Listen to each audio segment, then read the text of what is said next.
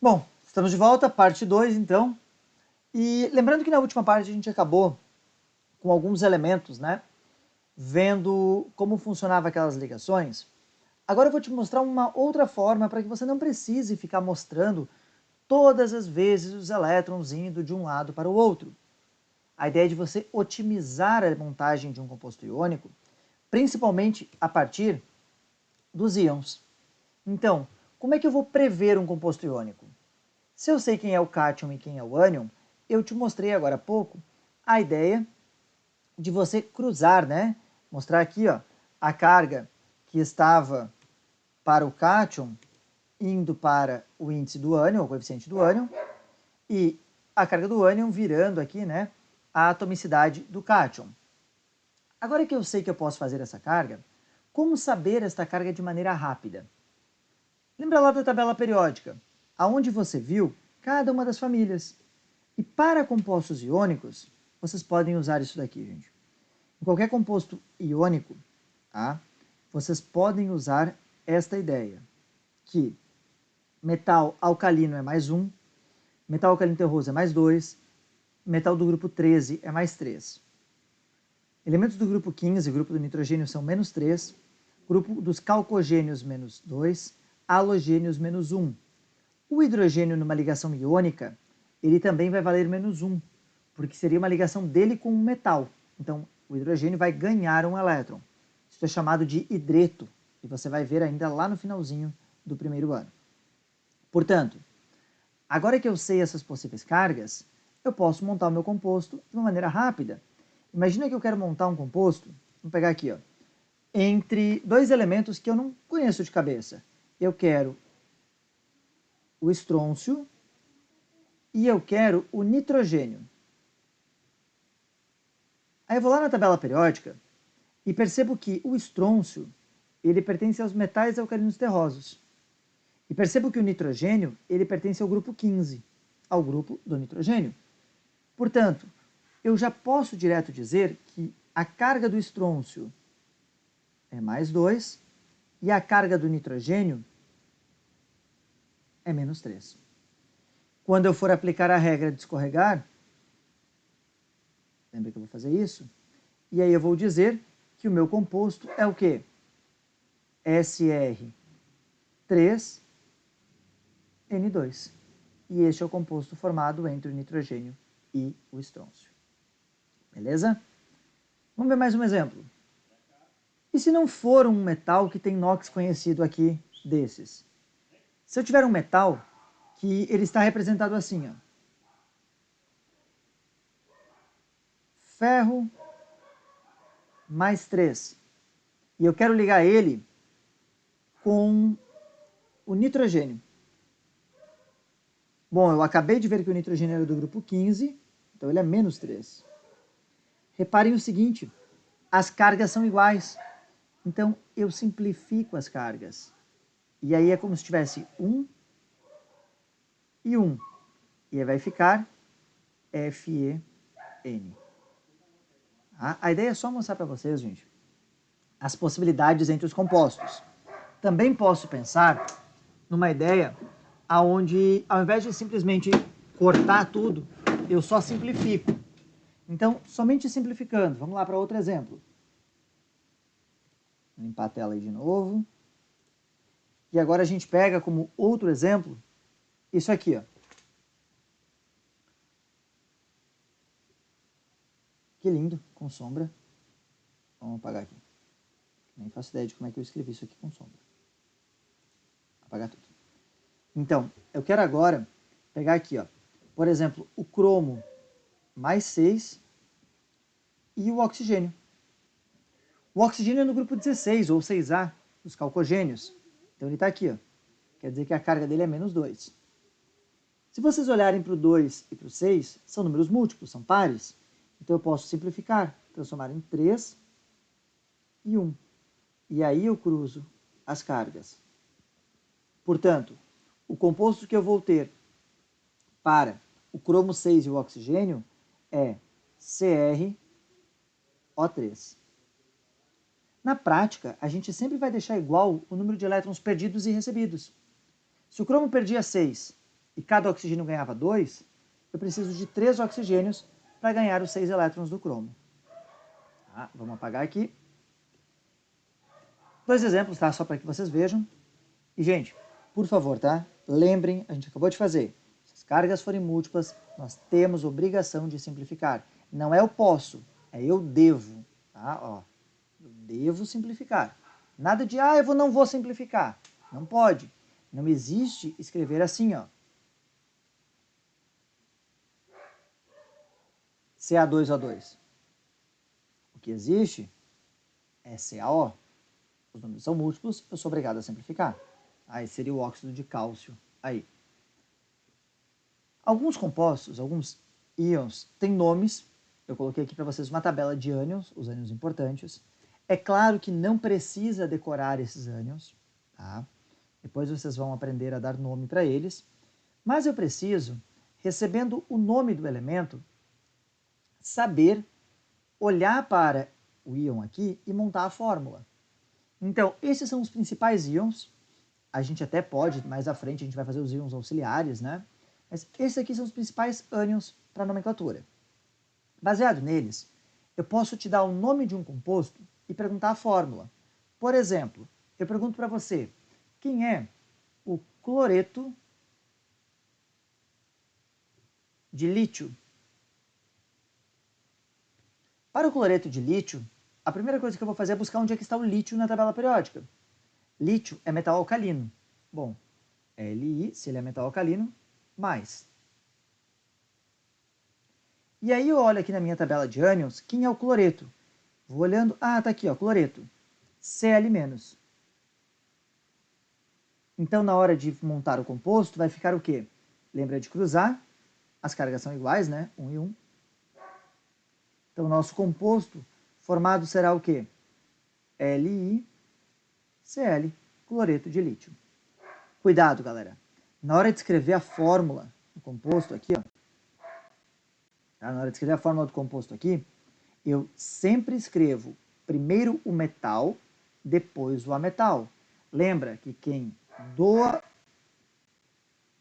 o elétron vai na frente de quem recebe. Eu preciso que o lítio perca o seu elétron para que o cloro receba esse elétron. Tranquilo? Então, sempre metal primeiro, ametal depois.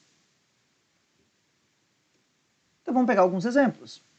Cianeto de bário, borato de sódio, sulfato de alumínio, cloreto de estrôncio, nitrato de lítio e carbonato de alumínio.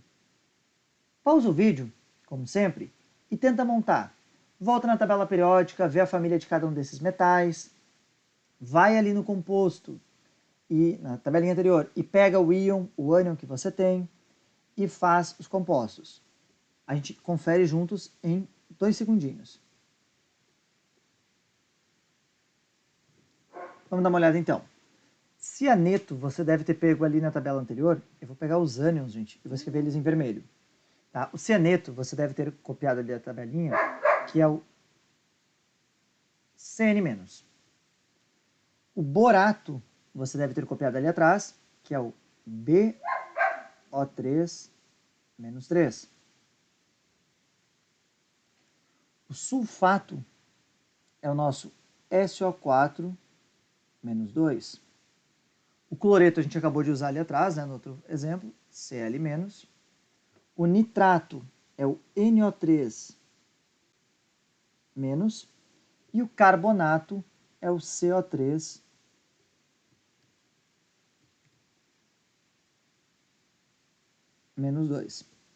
Agora a gente coloca os metais. O bário, você deve ter visto na tabela periódica, que é um metal alcalino terroso. Então, Ba mais 2. O borato de sódio, o metal é o sódio, então, Na, metal alcalino, mais 1. Sulfato de alumínio, alumínio é do grupo 13, então, Al mais 3. É o mesmo alumínio aqui de baixo, né? Na letra F, não C. Al mais 3. Lítio é metal alcalino, Li mais 1, a gente usou no outro exemplo agora há pouco.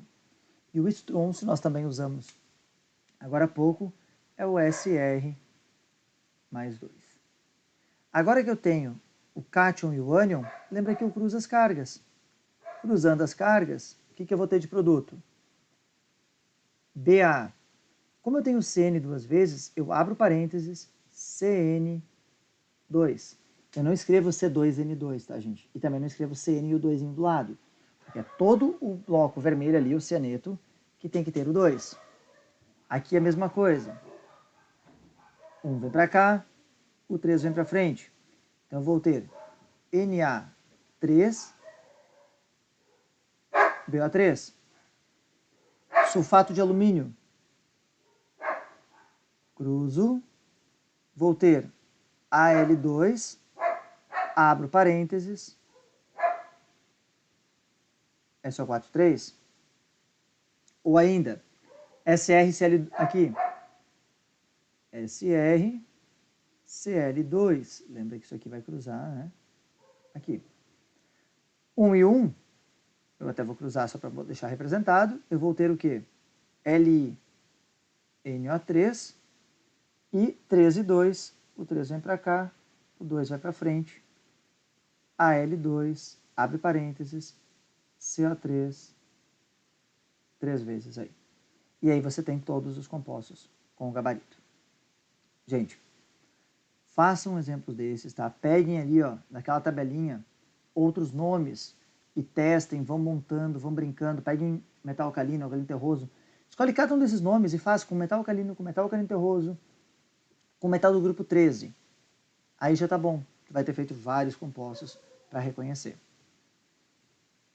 Os compostos iônicos apresentam algumas características ou propriedades bem definidas. Tá? Para essas características, nós levamos em conta que eles são sólidos nas condições ambientes. Então, todo composto iônico é sólido na condição ambiente, 25 graus Celsius. Eles são duros e quebradiços. Eles se quebram facilmente. Possuem altas temperaturas de fusão e de ebulição, porque a força de atração entre os seus átomos, ou seus íons, né, é muito intensa, uma atração eletrostática, o que faz com que você precise aquecer muito para ter essa separação, essa vibração a ponto de romper as atrações. Se apresentam na forma de não condutores de corrente elétrica quando sólido, mas condutores de corrente elétrica quando fundidos ou em solução aquosa. Primeiro, galera, o que é fundido? Eu aqueço até ele ficar líquido. Faço o processo de fusão. Em solução aquosa, eu dissolvo ele em água. Nesses dois casos, os íons se separam. Quando os íons se separam, aí eu apresento condução de corrente elétrica. Tanto que está aqui, ó, em solução aquosa, o nosso composto iônico ele vai conduzir corrente elétrica devido à existência dos cátions e dos ânions livres na solução. Se nós pensarmos em um sal colocando em água, olha só, NaCl em água. Ocorre um processo conhecido como dissociação. E aí eu tenho Na+, e Cl-. Estes íons, o cátion e o ânion aqui, o sódio e o cloreto, são os que aqui estão representados e aí fazem a condução de corrente elétrica, ou de corrente eletrolítica. E eles formam o que nós chamamos de retículos cristalinos. O retículo cristalino é uma estrutura bem organizada, tá aqui ela, onde cada bolinha em verde representa um cloro e cada bolinha em laranja representa um sódio. Então, na realidade, um cátion de sódio ele interage com vários íons cloreto, porque é a atração de carga, uma carga positiva atrai cargas negativas em todas as outras direções. A gente poderia até representar aqui, ó. Quer ver? Vou fazer assim, ó. Só pegar outra cor aqui. Olha só. Menos, mais ali de trás. Ó. Então, a bolinha verde sendo negativa, as bolinhas laranjas são positivas. Repare que eu tenho várias interações. Tá? Isso forma um retículo, uma estrutura cristalina, que dá justamente essa característica de ser sólido nas condições ambientes, de ser duro e quebradiço, olha a estrutura bem definida, de ter altas temperaturas de fusão e ebulição aos compostos iônicos. Façam as questões, por favor, da 1 a 7 da página 207, a 2 a 3, a 6, a 8 e a 10 da página 209. E lembra que lá na parte 1 desse vídeo, né, a gente já viu que tem uma lista no Estudos chamada Teoria do Octeto e Ligação Iônica. Essa lista ela vai ficar disponível para vocês da quarta-feira, dia 29 de abril, até a outra quarta-feira, na semana seguinte. Beleza? Forte abraço, gente, e até a próxima.